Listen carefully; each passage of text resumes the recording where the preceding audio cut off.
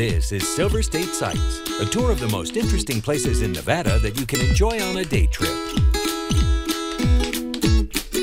Well, it's a place that you're likely to stop at on your way to Vegas, and it has more history than you might think. KOLO 8 News Now's Ben Deach takes us to the town of Beatty in the latest edition of Silver State Sights.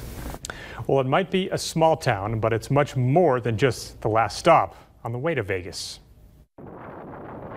The small town of Beatty, Nevada, is generally not a destination, but rather a stop on a journey. It's just a fun community to take a breather in, and if you're tired, the hotel's nice here. The most common destination is featured in Beatty's nickname, the Gateway to Death Valley. They want to go down in Death Valley, look at the sights. Jim Henderson manages the Stagecoach Casino in Beatty, one of the nicest in rural Nevada, and where many that are traveling to Death Valley will stay along the way to save money. Scotty's Castle's been closed for quite a few years, but there's still a lot of sights down there at sea. Down there, you're going to spend $300 to $350 a night for a room. Up here, you're going to spend $100 or less. Starting to realize that they can stay in Beatty, see the upper half of Death Valley, down to the Beatty Cutoff Road.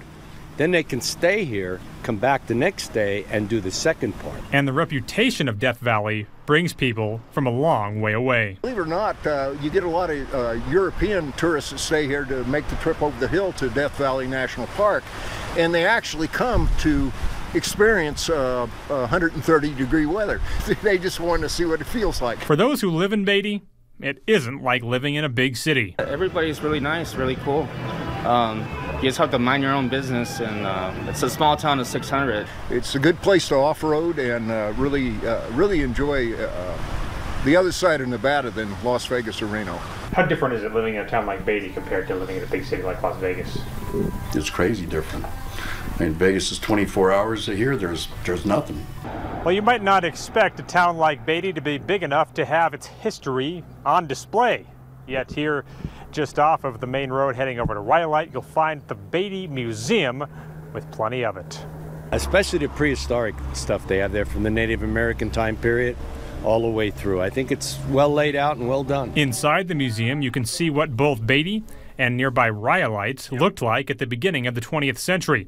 It also features plenty of artifacts from the days in which Beatty was a mining town. So Beatty's been attracting more and more people, and we can see it in the visitation at Rhyolite. Indeed, the nearby ghost town of Rhyolite, featured on the first episode of Silver State Sights, is one of Nevada's most visited ghost towns and is only a few minutes from Beatty. And when you get into town coming from Reno, don't miss the opportunity to get gas or charge up at the Eddy World, a place where the candy and snack selection is unparalleled in Nevada. They have the old stuff, they have the new stuff, they have every candy that you want. And despite its small size, Beatty is actually modernizing. It recently became Nevada's first all-fiber internet community, as we reported, and with the first stop on Nevada's electric highway with charging stations added so you can make the trip from Reno to Vegas in electric cars. Noah?